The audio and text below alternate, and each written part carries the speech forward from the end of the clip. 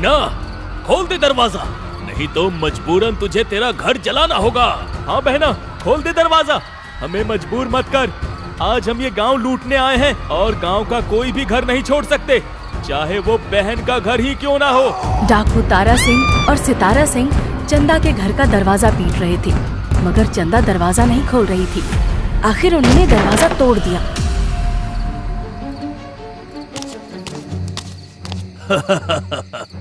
बहना, तुझे क्या लगा ये लकड़ी का बना मामूली सा दरवाजा डाकू तारा और सितारा को रोक लेंगे? ना, अब चुपचाप सारे सोने चांदी के गहने हमारे हवाले कर दे। भैया, आप लोग ऐसा जुल्म मत करो। अरे ध्यान से देखो, आपके सामने आपकी दुलारी बहन चंदा खड़ी है। मेरे पति के गुजर जाने के बाद उनकी निशानी मेरे पेट में पल रही है। मेरी जमीन जायदाद और घर द्वार आपने सब हड़प लिया। मैंने कुछ न कहा। अब सिर्फ मेरे पति की निशानी ये मंगलसूत्र और कुछ गहने हैं, जिससे मैं अपने होने वाले बच्चे का लालन पालन करूंगी।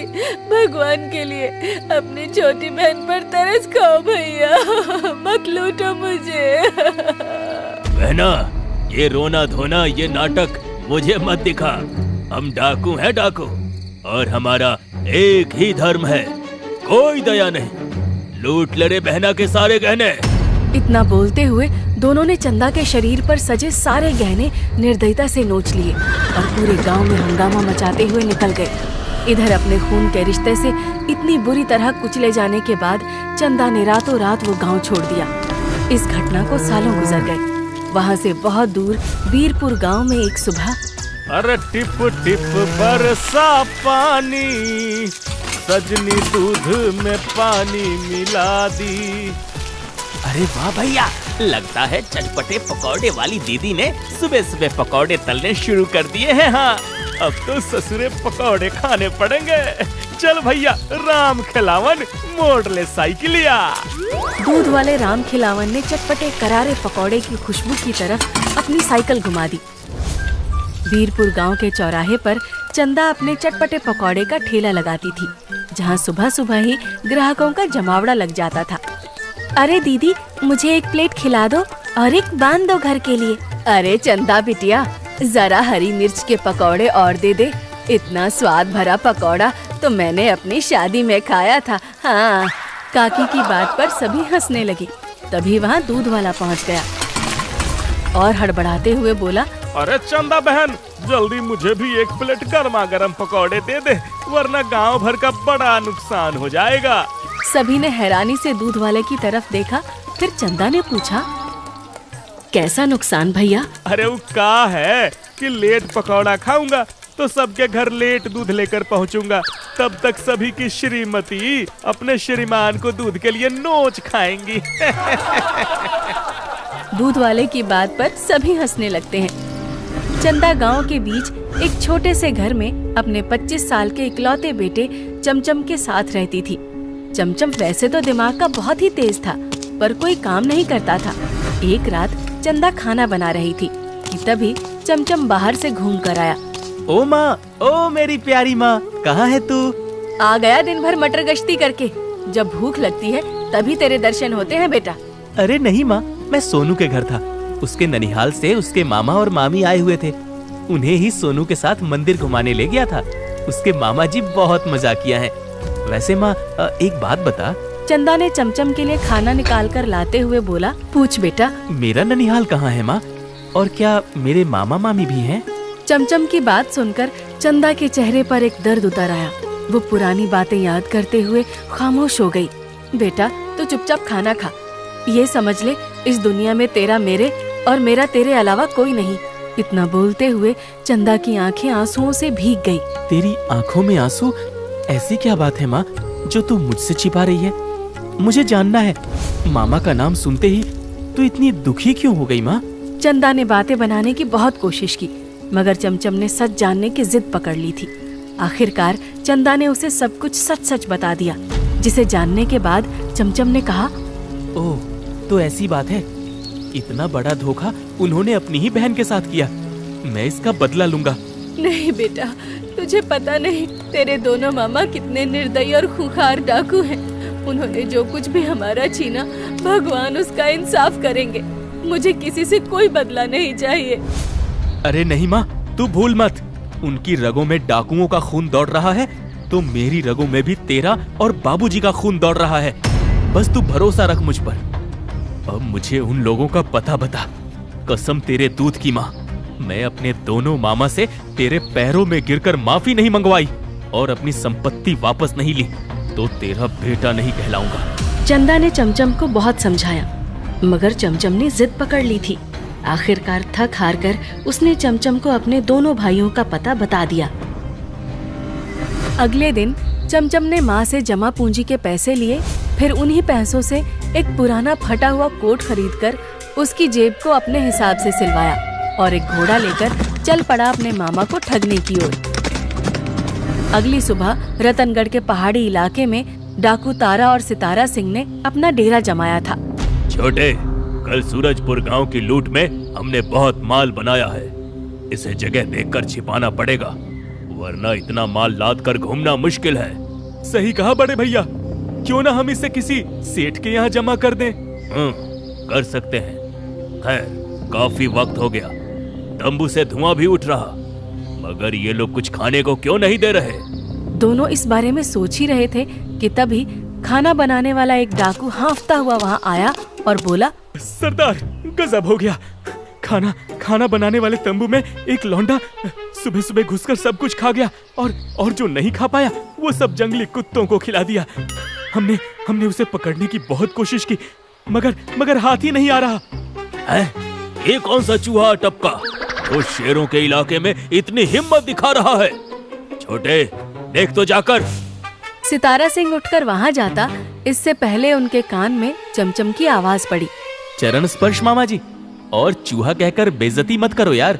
हम भी शेर नहीं तो शेरों के भांजे तो हैं। तारा सितारा ने चौंकते हुए आवाज की ओर देखा। सामने पहाड़ी पर चमचम काला चश्मा लगाए एक पुराना फटा कुर्ता पहनकर खड़ा था। तू कौन है बे? और तुझे नहीं पता ये डाकू तारा सिंह का इलाका है?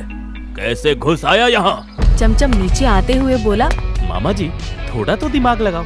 अरे जब मैं आपको मामा जी बोल रहा हूँ तो आपकी बहन का लड़का ही होऊंगा ना? है? बहन का लड़का? अब मेरा भांजा? अरे भैया, मुझे ये अपनी छोटी बहन चंदा का लड़का लगता है, तभी इतना तनकर बोल रहा है। ओहो, तो तू चंदा का लड़का है। समझ गया। मुझे तो लगा था वो दुखियारी बेचारी ने अब तक शायद दुनिया छोड़ दी होगी। दुनिया तो मैं तेरी छोड़ाऊंगा मामे, सब्र रख। क्या कहा भांजे? कुछ नहीं मामा जी। मगर एक बात बता भांजे, तू हमारे जैसे रईस जादों का भांजा है। कपड़े भी तूने अच्छे पहने हैं, पर ऊपर से ये फटा हुआ कोट क्यों पहना है तूने? अरे मामा जी, क्या करोगे ये सब जानकर? मैं काल योग की साधना करने जा रहा था और यहाँ से गुजरते हुए याद आया कि माँ ने बताया था रतनगढ़ के पहाड़ी इलाकों में आप लोग रहते हो, तो मिलने चला आया। पहली बात तो ये काल योग साधना क्या होती है? ऊपर से तेरा ये कोट, बड़ा अजीब मामला है तेरा भांजे। अरे मामा जी, काल योग साधना जो कोई करता है उसे रातों रात धन दौलत, लंबी जवानी, जिंदगी सब कुछ मिलती है। ये कोट भी उसी की देन है। चमचम की बात पर दोनों हंसते हुए बोले, ये भिखारियों वाला कोट साधना से मिला है। कमाल है। आपको इसका चमत्कार नहीं पता मामा जी, इसलिए हंस रहे हो। ये देखो इसका चमत्कार। इतना बोलकर चमचम ने कोट की जेब में हाथ डाला और 4 सोने के सिक्के निकाले। दोनों मामा चौंक पड़े। ऐसे ही मैं जितनी बार इस कोट में हाथ डालूंगा मुझे सोने के सिक्के मिलेंगे, इसलिए तो मैंने इसे पहना है। हाँ। अरे धत, ऐसा भी होता है कहीं? तूने पहले से ही इसमें सिक्के रखे होंगे। उनके इतना बोलते ही चमचम ने वो कोट उतारकर अच्छी तरह उनके सामने झटका और उन्हें भी अच्छे से देखने के लिए बोला। उसमें कोई पैसे नहीं थे, क्योंकि चमचम ने उसमें चोर जेब बनवा रखी थी। आपने देखा ना, इसमें कोई पैसे नहीं है, मगर मैं जैसे ही जेब में हाथ डालूंगा फिर से पैसे निकलेंगे, वो भी सोने के सिक्के। चमचम ने ये करतब उन्हें कई बार दिखाया। फिर दोनों ने भी उस जेब में हाथ डालकर पैसे निकाले और फिर तारा सिंह बोला, अरे वाह भांजे, तूने तो कमाल कर दिया। वैसे तू तो फिर से अपनी साधना करने जा रहा, तुझे तो कुछ नया मिल जाएगा, इसलिए बोलता हूँ ये कोट हमें दे दे मुन्ना। वो क्या है कि हम बदमाश हैं, हर जगह पैसे लेकर नहीं चल सकते, ये रहेगा तो कहीं भी पैसे मिल जाएंगे। अरे नाना मामा, ये कोट मैंने बहुत मेहनत से पाई है और ये बहुत बेशकीमती है, इसे तो मैं किसी कीमत पर भी ना बेचूं। दोनों चमचम के सामने गिड़गिड़ाने लगे। फिर चमचम ने कहा, अच्छा ठीक है, अब आप लोग मामा हो इसलिए मैं इतना नहीं मना करूंगा, मगर मुझे इसके बदले 10 लाख रुपए चाहिए। अरे ये लल्लू सस्ते में कोट दे रहा है भैया, जरा सोचो, अगर ये कोट मिल गया तो हम कितना पैसा बना लेंगे, हैं? ले लो ये कोट फटाफट। तारा सिंह ने चमचम को पूरे 10 लाख कैश देकर वो पुराना फटा हुआ कोट खरीद लिया। फिर कुछ देर के मिलने जुलने के बाद चमचम वापस घर लौट आया। उसी रात चमचम वापस अपने घर आकर चंदा को हंसते हुए सारा किस्सा सुना रहा था, जिसे सुनने के बाद चंदा ने कहा, मगर बेटा, तेरे मामा लोगों को जब पता चलेगा कि वो कोई जादुई कोट नहीं बल्कि साधारण कोट है, तो वो हम दोनों को जिंदा नहीं छोड़ेंगे। अरे नहीं माँ, बस तू देखती जा अपने बेटे का कमाल। अब कल सुबह दोनों मामा मुझे खोजते हुए आएंगे, मैं उनसे गांव के बाहर वाली पुलिया पर मिलूंगा। बस तुम खाने में खीर, पूरी, सब्जी और पकौड़े बना लेना, बाकी मैं सब संभाल लूंगा। अगली सुबह चमचम बाजार से 2 जोड़ी एक जैसे दिखने वाले कबूतर ले आया। एक को घर में पिंजरे में रख दिया और दूसरे को अपने साथ लेकर चल पड़ा। मगर चमचम, मुझे क्या करना होगा? कुछ नहीं, बस बीच पुलिया पर तुझे मरने का ढोंग करना होगा और भाभी जी को तुम्हारे पास बैठकर रोना होगा। फिर जब मैं तुम्हारे पैर में ये कबूतर लगाऊंगा ना, तो उठ जाना। इधर चमचम की खुराफाती योजना तैयार थी, उधर तारा सितारा गुस्से में फनफनाते हुए अपनी टोली के साथ बीरपुर गांव की ओर निकल पड़े थे। देखते ही गोली मार देना चमचम को। उसने हमें क्या जोकर समझ रखा है, जो एक पुराना कोट 10 लाख में बेच दिया। आज इस होशियार की सारी होशियारी निकाल दूंगा। तारा सिंह अपनी टोली के साथ बीरपुर की पुलिया के पास जैसे ही पहुंचा, वहां का नजारा देखकर सोच में पड़ गया। एक लड़का बीच पुलिया पर मरा पड़ा था। उसकी पत्नी बैठकर रो रही थी और चमचम खड़े खड़े हंस रहा था। अरे भांजे, ये क्या तमाशा चल रहा? चरण स्पर्श मामा जी। अरे कुछ नहीं, ये मेरा दोस्त जरा सा मर गया था, उसी के लिए आया था। तू सच में बहुत बुरा इंसान है भांजे, तेरा जिगरी यार मरा पड़ा है और तू हंस रहा है। अरे कोई बात नहीं मामा, ये सब चलता रहता है। खैर, आप लोग बताइए, अचानक यहाँ कहाँ? तूने हमें वो फटा हुआ कोट 10 लाख में बेचकर उल्लू बनाया। उसमें से तेरे जाने के बाद फूटी कौड़ी नहीं निकली। हो ही नहीं सकता मामा जी। ऐसा ही हुआ है। अरे कहीं आपने उसे धुल तो नहीं दिया था? हाँ, हमें वो गंदा लग रहा था तो धुल दिया। अरे धत तेरी की, उसे धुलने के बाद उसकी शक्ति खत्म हो जाती है। तो ये चक्कर था, तभी मैं सोचूं पैसे निकले क्यों नहीं। खैर कोई बात नहीं, आप लोग आइए, पहली बार घर आए हैं, खाना खा के जाना पड़ेगा। अब बस मैं ये छोटा सा काम निपटा लूं। इतना बोलकर चमचम ने हाथ में पकड़े कबूतर को सोनू के पैर में लगाया। सोनू चौंकते हुए उठ बैठा। फिर चमचम ने हंसते हुए कहा, भाभी जी ले जाओ अब सोनू को घर, अब ये जिंदा भी है और चंगा भी। सोनू और उसकी पत्नी खुशी खुशी वहाँ से चले गए। इधर मामा ने चमचम से पूछा, तूने कबूतर से उसे कैसे जिंदा कर दिया भांजे? अरे ये कोई मामूली कबूतर नहीं है मामा, इस बार कालयोग साधना से ये उपहार मिला है मुझे। इसकी और शक्तियाँ देखनी है आपको? हाँ, दिखाओ। चमचम ने कबूतर के कान में जोर से कहा, जा मेरे कल्लू कबूतर, और माँ से बोलना मामा आए हैं, खाने में खीर, पूरी, सब्जी और पकौड़े बना ले। इतना बोलकर चमचम ने कबूतर उड़ा दिया और उन्हें साथ लेकर घर की ओर चल पड़ा। घर पहुंचकर तारा सितारा ने देखा कबूतर अपने पिंजरे में बैठा दाना खा रहा था, जबकि वो दूसरा वाला था, जिसे देखकर वो दोनों हैरान थे। फिर तारा सितारा ने बहन से मुलाकात की और चमचम की तारीफ की। फिर खाना खाते समय, भैया, चमचम ने जो खाना बनने के लिए कबूतर से बोलकर भेजा था, वही खाना बना है। ये कबूतर तो हमें किसी कीमत पर चाहिए छोटे। खाना पीना खाने के बाद चलते समय तारा सिंह ने चमचम से कहा, अब बेटा चमचम, तू तो जानता है हम ठहरे डाकू, हमारे काम में मौत का खतरा बना रहता है। अगर ये कबूतर तू हमें दे दे तो बड़ी मेहरबानी होगी। हाँ भांजे, ये तो हमारे खबर पहुंचाने के काम में भी आएगा। भला तुझे इतनी इसकी क्या जरूरत? नहीं मामा जी, मैं ये कबूतर आपको नहीं दे सकता। मेरे दिए हुए कोट का तो आपने सत्यानाश कर ही दिया, और अब चाहते हो कबूतर भी दे दूं? बिल्कुल भी नहीं। दोनों मामा भांजे के सामने गिड़गिड़ाने लगे। फिर उसने कहा, ठीक है, पर क्या आप इसकी कीमत अदा कर पाओगे? पूरे 50 करोड़ रुपए लगेंगे इसके। इतनी बड़ी रकम सुनकर दोनों के कान खड़े हो गए। फिर तारा ने कहा, अरे मुन्ना, 50 करोड़ बहुत होते हैं। हाँ, तो मरे हुए को जिंदा करने वाली चीज क्या 150 रुपए में आएगी? हैं? ये अपनी जिंदगी भर की कमाई है भैया, लेकिन अगर ये कबूतर अपने हाथ लग गया तो हमें मरने का भी डर नहीं होगा। दुगना लूट करेंगे और 1 साल में दोबारा इतना पैसा इकट्ठा कर लेंगे। मैं तो कहता हूँ ले लो कबूतर। तारा सितारा ने पूरे 50 करोड़ के गहने और पैसे देकर वो कबूतर ले लिया। फिर तारा सिंह बोला, देख चमचम, हम पूरे 6 महीने के लिए नेपाल जा रहे हैं अपनी टोली के साथ। हम वहाँ लूटपाट में ये कबूतर इस्तेमाल करेंगे, मगर कुछ गड़बड़ हुई तो लौटकर तेरी जान ले लेंगे। इतना बोलकर तारा सितारा अपनी टोली के साथ नेपाल के लिए रवाना हो गए। इतने पैसे पाकर चमचम और चंदा की आंखें चमक उठी थी। बेटा, तूने वो मामूली कबूतर उन्हें 50 करोड़ में बेच तो दिया। जब उन्हें पता चलेगा और वो वापस आएंगे तो फिर हम क्या करेंगे? बस तू देखती जा माँ। चमचम ने उन 50 करोड़ रुपयों से न केवल अपना सुंदर सा घर बनवाया, बल्कि गांव के लिए स्कूल, वृद्धाश्रम, कुएं और पक्की सड़कें बनवाई। और ये सब कुछ उसने अपने दोनों मामा के नाम से बनवाया, जैसे तारा सितारा माध्यमिक विद्यालय, तारा सितारा वृद्धाश्रम, तारा सितारा मार्ग। देखते देखते 6 महीने गुजर गए।